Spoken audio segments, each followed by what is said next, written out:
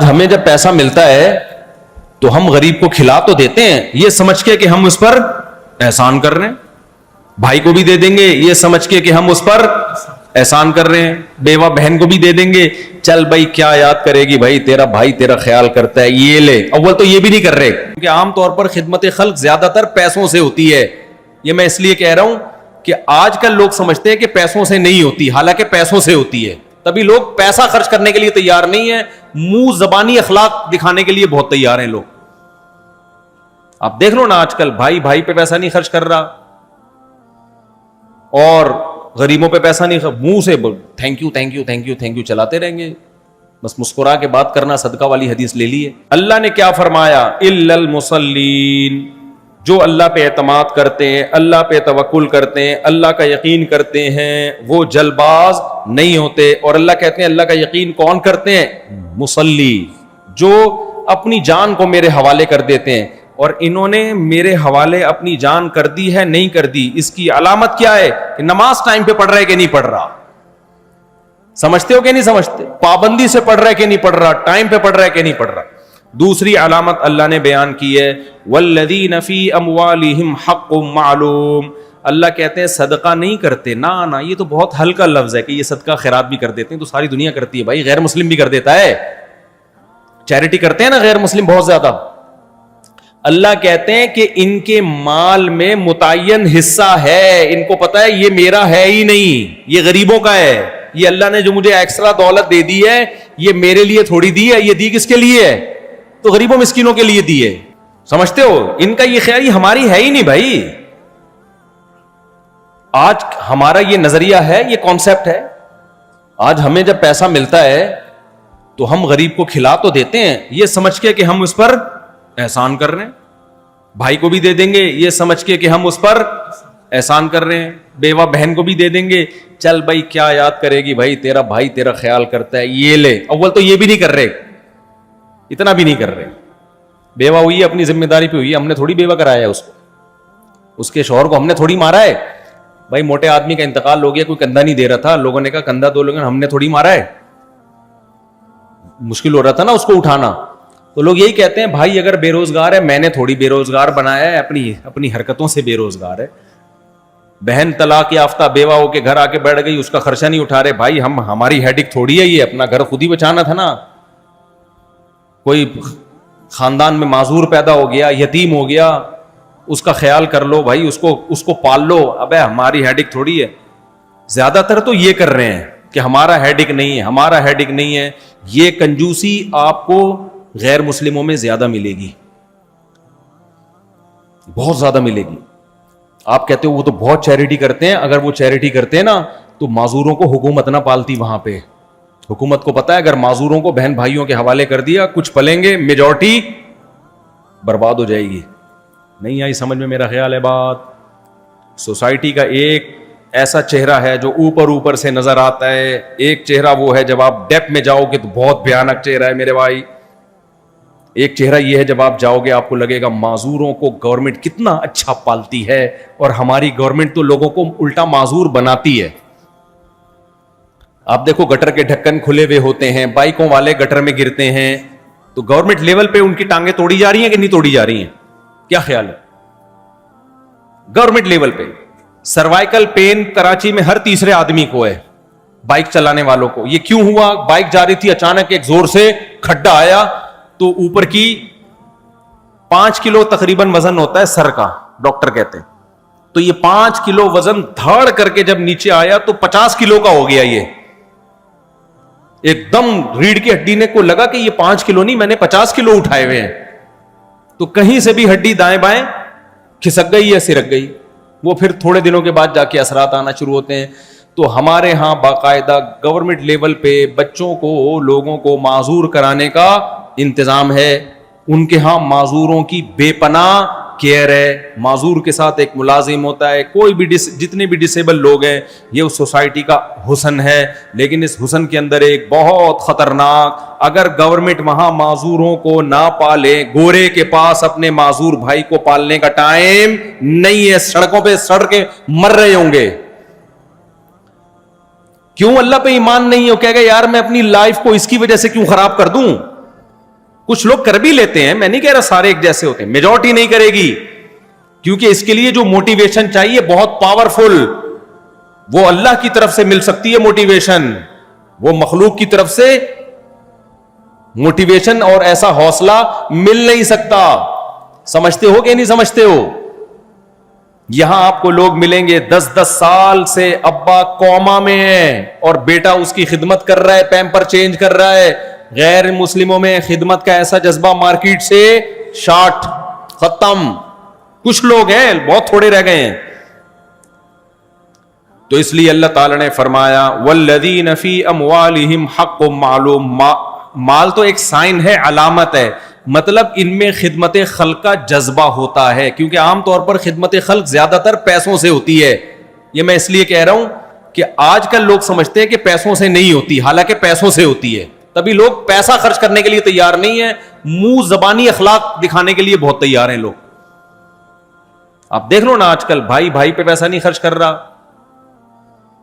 اور غریبوں پہ پیسہ نہیں, منہ سے thank you thank you thank you thank you چلاتے رہیں گے, بس مسکرا کے بات کرنا. صدقہ والی حدیث لے لیے. تو اللہ کیا کہتے ہیں میرے بھائی, کہ ان کے مال میں حق ہے. یہ سمجھتے ہیں کہ ہم ان پر احسان نہیں کر رہے, بلکہ ان کا یہ نظریہ ہے کہ یہ مال ہمارا ہے ہی نہیں.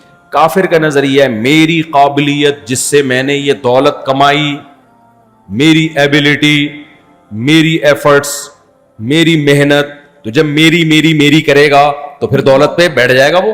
جبکہ اللہ کیا کہتے ہیں کہ مسلمان کہتا ہے یبسط الرزق لمن یشاء, جس کے لیے چاہتا ہے اللہ رزق کے دروازے کھول دیتا ہے, جس کے لیے چاہتا ہے اللہ رزق کے دروازے بند کر دیتا ہے. تو اللہ نے جب میرے لیے رزق کے دروازے کھول دیے تو یہ اللہ نے دیے, یہ بھیک میں ملے ہوئے ہیں, یہ میری نہیں ہے. جب میری نہیں ہے تو پھر جو اللہ کی ہے تو اللہ جس پہ خرچ کرنے کا کہہ رہا ہے اس کا حق ہے. بھائی اللہ نے مجھے زیادہ دیا ہی اس لیے ہے کہ کچھ لوگوں کو اللہ دے کے آزماتا ہے, کہ کچھ لوگوں سے اللہ چھین کے آزماتا ہے, یہ دیکھنے کے لیے کہ جس کو دیا ہے یہ اس کا خیال کر رہا ہے کہ جس کو نہیں دیا.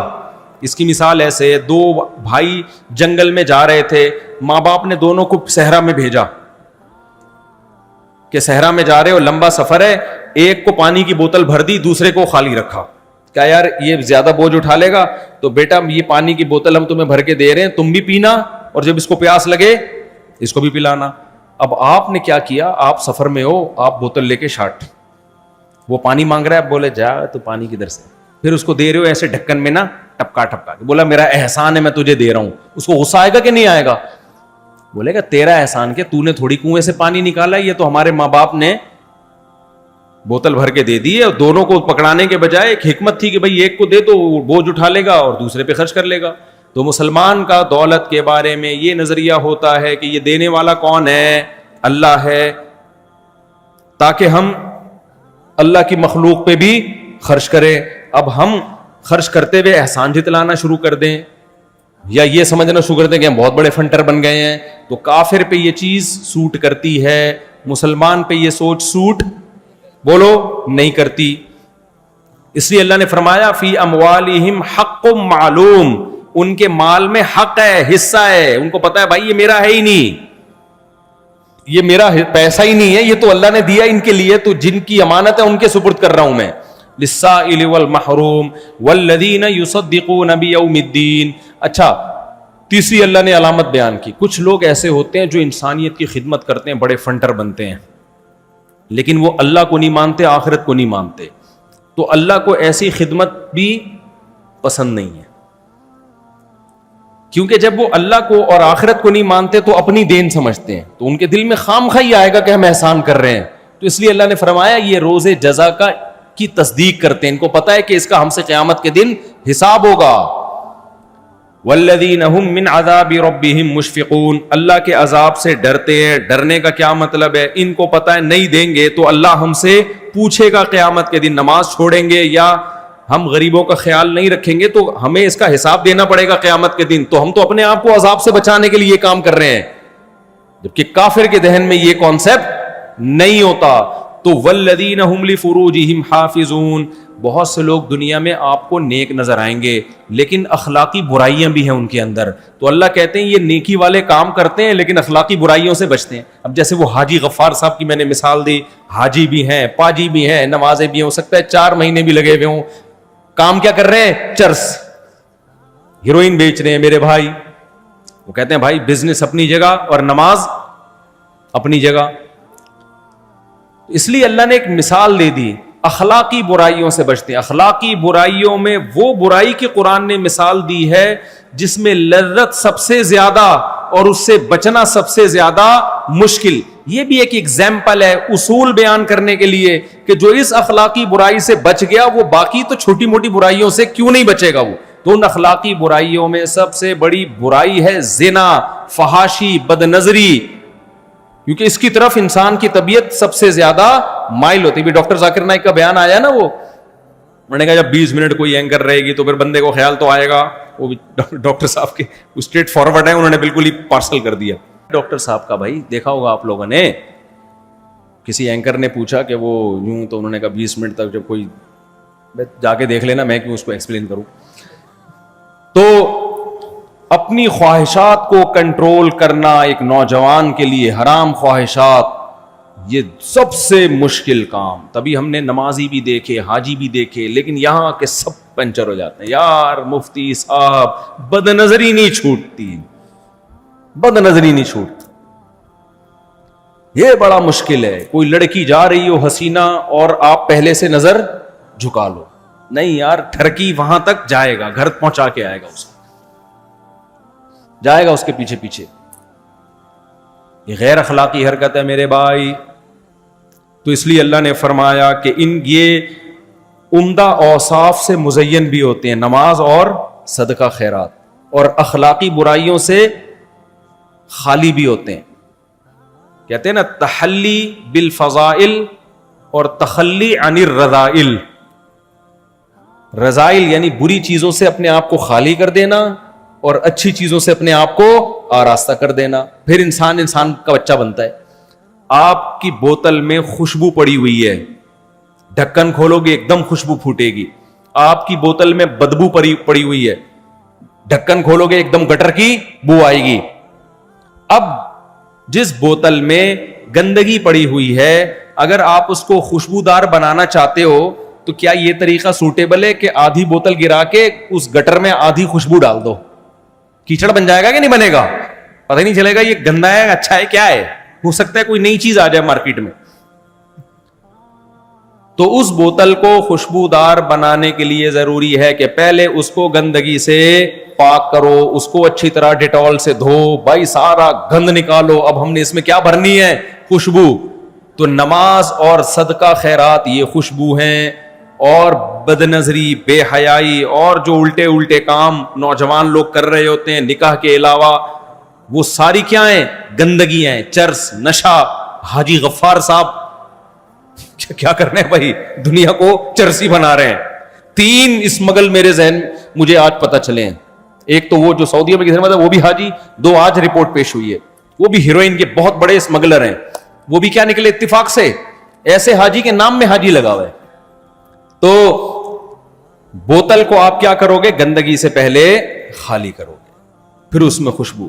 تو اس لیے صوفیہ کرام کے ہاں یہ بات بہت مشہور ہے بھائی. تحلی کہتے ہیں آراستہ، حلیہ عربی میں کہتے ہیں زیور کو، حلیہ بھی کہتے ہیں. حلا اس کی جمع آتی ہے. تو تحلی زیور سے آراستہ ہونا. تو کہتے ہیں بھائی آراستہ ہونے سے پہلے ضروری ہے کہ تخلی عن الرذائل، پہلے گندگی سے اپنے آپ کو پاک کیا جائے. آپ جمعے کے دن نہا دھو کے تیاری کرتے ہو نا، پھر خوشبو لگاتے ہو یا اسی گندگی میں ہی خوشبو پھوڑ کے آ جاتے ہو؟ پہلے آدمی اپنی گندگی دور کرتا ہے جسم کی، پھر صاف ستھرے کپڑے پہنتا ہے، پھر خوشبو لگاتا ہے، پھر گلگت جاتا ہے. وہ گلگت والوں نے مجھے کہا تھا کبھی خوشبو لگا کے گلگت آؤ تو پھر بات کریں گے آپ سے. تو مجھے میرے دماغ میں بیٹھ گیا وہ. تو اللہ نے کیا فرمایا کہ یہ ان کے اندر یہ خوبصورت اوصاف بھی ہوتے ہیں اور یہ اخلاقی برائیوں سے پاک بھی ہوتے ہیں.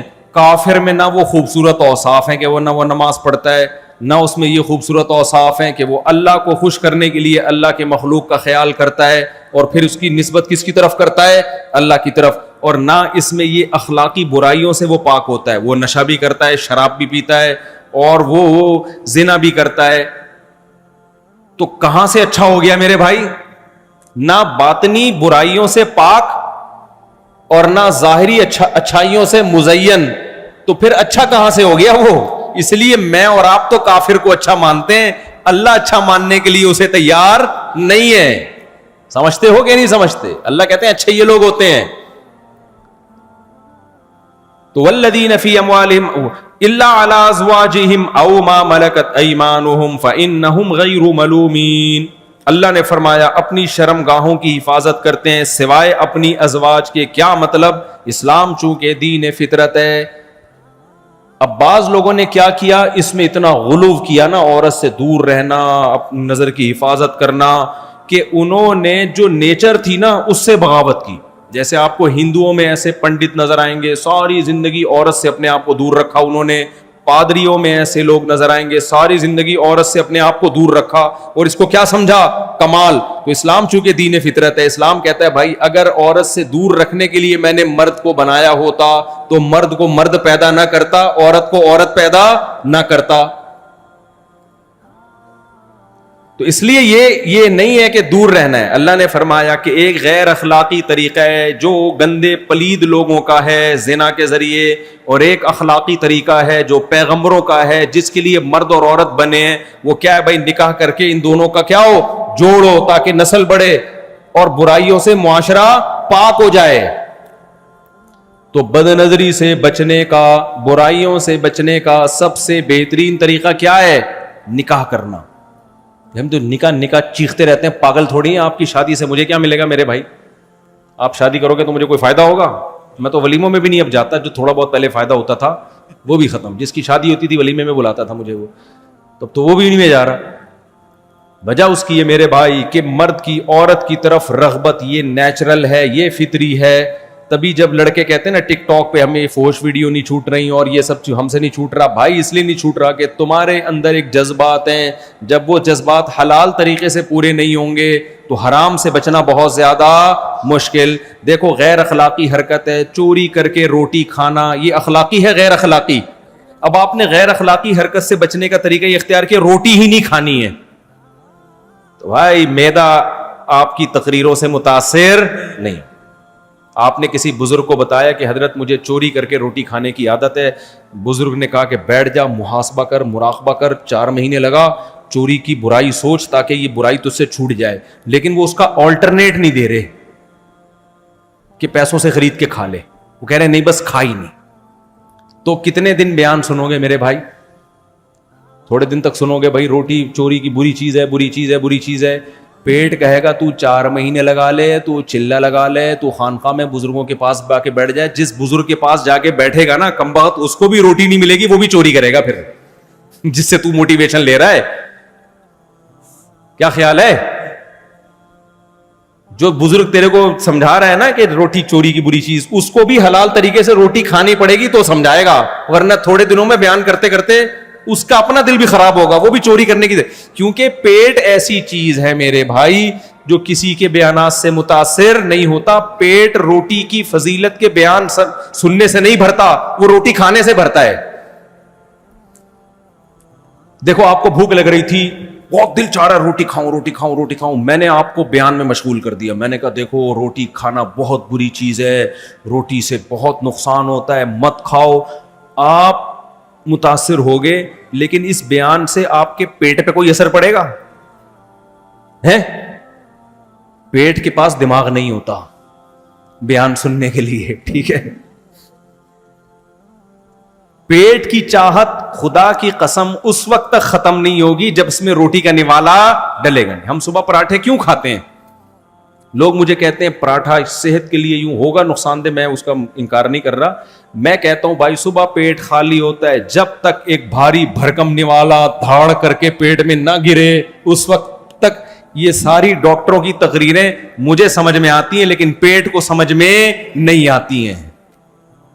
کیا خیال ہے بھائی؟ ہمارے ایک پشاور کے دوست تھے پٹھان, وہ گاؤں کے عادی, وہ موٹے موٹے نوالے کھانے کے عادی. جب جامع رشید میں 3 دن کا اجتماع تھا تو چاول مل رہے تھے, تو رات کو کھانے میں ان کے ساتھ بیٹھا, تو وہ جب میں ان کے ساتھ بیٹھا تو وہ دوپہر بھی چاول رات بھی چاول, پرانا بات ہے پرانی. کہتا ہے یار مفتی صاحب کوئی روٹی موٹی کا انتظام کرو یار. ان سے بولے, میں نے کہا کیوں, کیا ہوا؟ کہہ رہے ہیں یہ ہمارا پیٹ اس سے چاول سے تو یہ ایسا لگتا ہے گدگدی ہو رہی ہے پیٹ میں جا کے, ہمارے ایسے جاتا ہے یوں کر کے نا, ایسے پھسل کے آ جاتا ہے. کہہ رہے ہیں ہمارے موٹا نوالا چاہیے. افغانیوں کا نوالا دیکھا ہے آپ نے روٹی کا, اتنا بڑا نوالا. کہتے ہیں یار یہ ہمیں روٹی کا بڑا نوالا چاہیے, یہ پیٹ میں دھاڑ کر کے گرے گا, کچھ ویٹ لگے گا تو پتا چلے گا پیٹ بھرا ہے. یہ کیا ہمیں چاول پہ جو ہے نا لگایا ہوا ہے. تو میرے بھائی پیٹ جو ہے وہ کسی کے بیان سے متاثر نہیں ہوتا.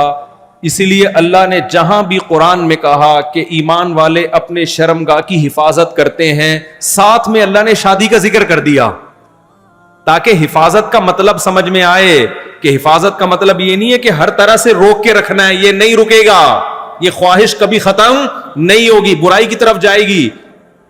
اس لیے اللہ نے فوراً نکاح کا ذکر کر دیا, الا علی ازواجہم, فرمایا ہاں ایک کی پرمیشن ہے, وہ کیا ہے, بیوی کے ذریعے زوجہ کے پاس جاؤ تاکہ نکاح کرو. اب دونوں دعوتوں کو ساتھ لے کے چلنا ضروری ہے, بد نظری کے خلاف بھی اور نکاح کی ترغیب بھی. ہمارے ہاں عام طور پر ایک چیز کو فوکس کیا جاتا ہے, دوسری کو چھوڑ دیا جاتا ہے. نہ ادھر کے رہتے ہیں نہ ادھر کے رہتے ہیں, بیچ میں لٹکے ہوئے ہوتے ہیں, پتہ ہی نہیں چل رہا ہوتا یہ کمبخت اس کی زندگی گزرے گی کیسے, یہ کرے گا کیا آگے جا کے. تو یہ اخلاقی برائیوں سے بچنا یہ بھی ضروری ہے. تو جن کے اندر یہ علامتیں, الا علی ازواجہم او ما ملکت ایمانہم فانہم غیر ملومین فمن ابتغى وراء ذلك فاولئک هم العادون والذین هم لاماناتہم وعہدہم راعون. میں انشاءاللہ اس پر اگلے ہفتے بیان کروں گا, ابھی اس کو یہیں, کیونکہ سوال جواب کا بھی سیشن, پھر نماز بھی ہو جائے گی. تو اس میں ایک چیز اللہ نے بس وہ آیت کر کے میں بات مکمل کرتا ہوں. فرمایا کہ فإنہم غیر ملومین, جو اپنی ازواج کے ذریعے بیوی کے پاس جائے نکاح کرے, یہ لوگ قابل ملامت نہیں ہیں.